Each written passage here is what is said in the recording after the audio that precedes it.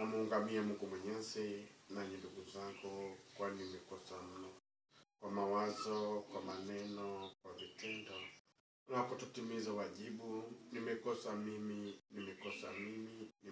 sana. Ndiyo maana kuomba Maria mwenye heri, bikira daima, malaika na watakatifu wote, nanyi ndugu zangu, niombeni kwa Bwana Mungu wetu. Mungu Mwenyezi atuhurumie, atusamehe dhambi zetu na atufikishe kwenye uzima wa milele. Amina. Tumsifu Yesu Kristo. Ndugu mtazamaji wangu wa leo, ninakuja mbele yako leo nikizungumzia nguvu ya giza dhidi ya wanafunzi. Kumeibuka tatizo kubwa hivi sasa mashuleni ambalo tunalishuhudia kwa baadhi ya wanafunzi, hasa wanapokaribia madarasa mitihani, darasa la 4, darasa la 7, form 2, form 4, form 6. Baadhi ya wanafunzi wamepata changamoto kubwa sana katika kipindi cha mitihani yao. Na katika hali hii tunaona ni kitu cha kawaida tusiojua, na tunahangaika kuatibisha hapa na pale wazazi ili watoto wafanye mitihani yao. Lakini tunashindwa kutafakari nyuma kwa nini watoto hao wanapata shida hasa katika kipindi cha mitihani.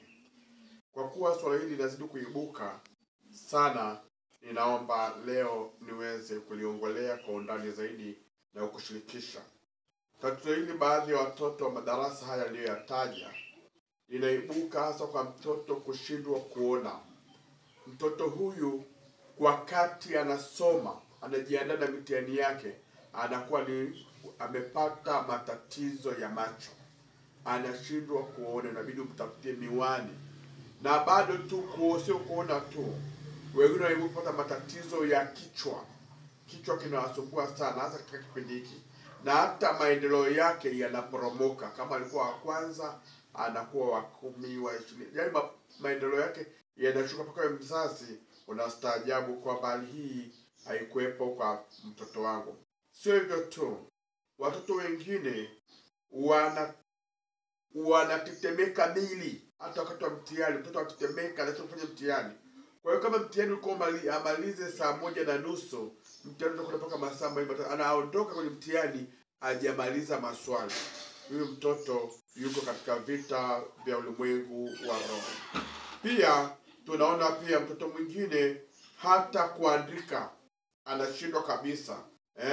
Kuandika anashindwa kabisa. Wakati wa mtihani mkono unajaa maji, anatetemeka, anatiwa hofu ya ajabu kiasi kwamba hawezi kufanya mitihani yake vizuri. Pia tunaona mtoto mwingine kipindi cha kujiandaa na mitihani wanasinzia darasani. Mtoto wako alikuwa na tabia kusinzia kabisa, lakini akija darasa la mitihani anasinzia, akitaka kusoma anasinzia, macho mazito, kusoma hawezi. Hatimaye mtoto huyu anaporomoka, na hata akisoma haelewi kile alichokisoma. Hata ukiongea nini baada kwa kweli, mama mimi sijui nikikata darasani kusoma siwezi, yaani napata usingizi mzito. Tunaona hiki ni kitu cha kawaida, tunachoka kama kitu cha kawaida. Lakini pia watoto wengine ni wavivu kujisomea. Yaani akija darasa la mitihani anakuwa ni mvivu mno, uvivu wa kujisomea, yaani hawezi. Hata kiona zako anasoma hivi basi, yaani yupo tu, hata shtuki kwamba hili darasa la mitihani. Tunashuhudia pia watoto wengine wanakuwa watoro. Mtoto anakuwa mtoro, na hapo ndio kipindi cha mtoto anapokuacha shule. Yaani mtoto mwingine anaacha shule form 2 bila sababu yoyote ile. Utoro kama anaenda shule ina maana. Ama form 4 anakaribia mtihani, anaacha tu shule bila sababu yoyote. Mwingine anakaribia form 6 anaacha tu shule bila sababu yoyote. Kwa sababu ya utoro, hatimaye roho ya kusoma inavunjika. Anaona kwamba anastahili hata kusoma, anaamua kuacha shule kufanya mambo yake mengine. Anaona kwamba anapoteza muda wake. Tunachukulia kama ni kitu cha kawaida tu. Pia tunaona watoto wengine wanafanya majaribio na mitihani yao darasani, na ukimpa pembeni ile jaribio anapata 100 kwa 100. Lakini akiingia kwenye mtihani kwenye ile jaribio, mtoto huyo anafeli, anakuwa wa mwisho kabisa. Tunaona kwamba ni kitu cha kawaida. Hapana, sio kitu cha kawaida. Leo nataka kukuambia mzazi kijana mwenye shida kama hii, nataka kukuambia kwamba hii sio kitu cha kawaida wala sio kitu cha kupuuza hata mara moja. Tunaona mtoto mwingine pia anaota ndoto za ajabu. Ndoto zina maana kubwa. Na kipindi hiki unaweza kutoa mtoto, dalili nyingine ni hizi ndoto mtoto anaota. Ukiongea naye mtoto atakwambia ndoto anazoota. Mwingine anaweza akaota ndoto yuko mahali amewekwa na watu wasiowajua wamemzunguka. Mwingine anaweza akaota labda analishwa nyama. Mwingine anaweza akaota anakimbizwa mara kwa mara. Zote ndoto hizi zina maana katika ulimwengu wa roho. Pia tunaona mtoto mwingine anakata tamaa na kuacha shule tu ghafla bila sababu yoyote ile. Kwa nini umeacha shule? Sema sitaki kusoma. Sioni maana ya kusoma. Wazazi tunaona kwamba ni kitu cha kawaida. Leo nataka nikwambie hii yote ni nguvu ya giza. Ni nguvu ya giza ambayo inamfuatilia mtoto katika ulimwengu wa roho.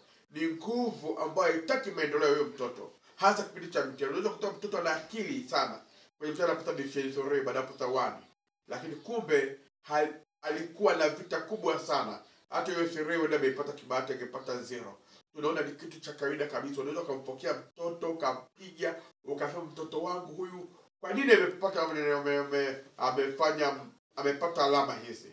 Kumbe tu ni ana vita kubwa katika ulimwengu wa roho.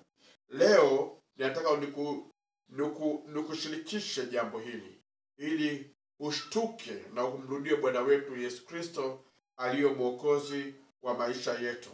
Mtoto anakuwa katika mashambulizi yasiyoyajua, na hasa naongelea watoto walio katika madarasa ya mitihani. Kama nilivyozungumza kipindi cha mwanzo, watoto hawa ndio nimekumbana nao mimi. Wanakumbana katika majaribu mengi katika vita sana, ili wasiweze kufanikiwa. Adui anavamia elimu yao ili wasiweze kufanikiwa, na mara nyingi adui huyu huwa hatoki mbali.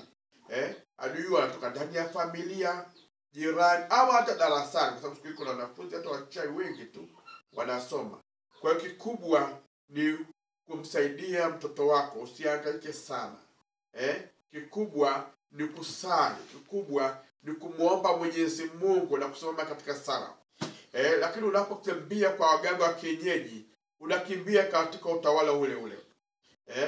Mamlaka ile ile haiwezi kufitiniana hata mara moja. Unapokwenda kwa mganga wa kienyeji, mchawi, ni watu wale wale, ila idara zao ni tofauti tu. Njoo kwa Yesu upokee uponyaji. Njoo kwa Yesu upokee uzima. Njoo kwa Yesu ufanikiwe kila kitu chako ambacho Mungu atakuwekea ulinzi. Yule adui hataweza kuyashambulia maisha yako. Hizi ni nguvu za kichawi ambazo zinatesa sana watoto, hasa katika kipindi hiki cha karibuni. Nimeona mtoto aliingia kwenye mtihani, anakuambia mwalimu, nimeona giza, mtihani umepita, sijaona chochote kwenye mtihani. Nimeandika tu hata sijajua nimeandika nini. Maana yake amevamiwa katika ule mtihani. Ameshindwa afanye nini, amezingirwa na nguvu za giza, na mtoto hatimaye anafeli.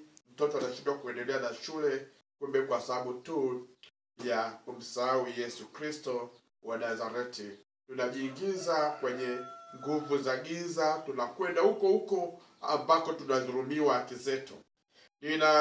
Leo ninakushauri mzazi, ni wakati sasa wa kubadilika. Ni wakati sasa wa kumkimbilia Yesu Kristo. Ni wakati wa kumhamasisha mtoto wako kusali wakati wote. Mungu yupo wakati wote, na hakuna sala hata moja inayopotea. Sali wakati wote, wakati una shida, kwa sababu roho inahitaji chakula na mwili unahitaji chakula. Kumbuka, kila siku unakula chakula. Sio kila siku unakula chakula. Asubuhi unakunywa chai, mchana unakula, jioni unakula, na roho yako pia inahitaji chakula. Na chakula cha roho ni sala, ili roho yako iwe na nguvu, iwe na amani wakati wote. Tunajua mashambulizi tunayoshambuliwa ni mengi sana, hata tuyajui, lakini Mungu anatulinda, Mungu anatuepusha. Unaweza kuwa unasali sala za vita kila siku, unapambana na roho za nguvu za giza, unakemea, lakini kikubwa zaidi ni kusali na kujiweka karibu na Mwenyezi Mungu. Ukisali kujipatanisha na Mungu vizuri, hata bila kukemea, nguvu ya giza ikija kwako haina nafasi, haina pa kupita, maana wewe tayari umejikabidhi kwa Yesu Kristo. Basi kwa namna ya pekee leo nitaongea na watoto hawa ambao najua wako nyumbani sasa hivi kipindi hiki wanajisomea aidha na majika tutakiwa nyumbani kujisomea ni shida, ni kipindi cha mitihani. Kila kipindi hiki kuna watoto wengi sana madarasa ya mitihani wanapata mapepo. Wanashambuliwa na mapepo, roho za majini zinawavaa ili wasifanikiwe tu. Utahangaika mtoto, utahangaika kwa ganga, mtoto wako na majini na mapepo.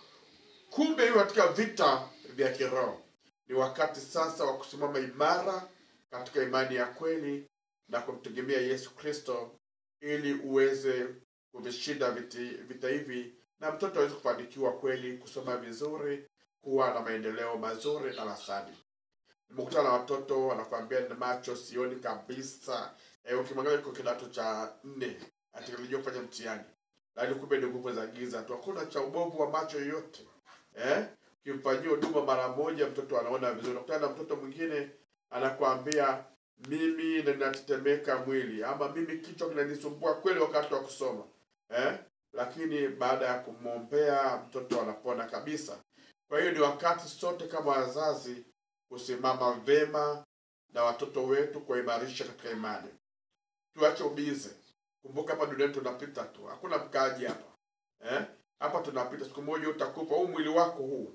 Wewe kama unaitwa Mbaga, mimi naitwa Mbaga, lakini Mbaga original yuko ndani. Ili ni body tu ambalo Mbaga analitumia. Kwa hiyo ni vema pia kuangalia kesho yetu. Maisha hapa duniani tunapita. Tuandae watoto wetu katika imani ya kweli. Tunajua huko mashuleni kuna mtoto mwingine ni vichawi vimelelewa hivyo.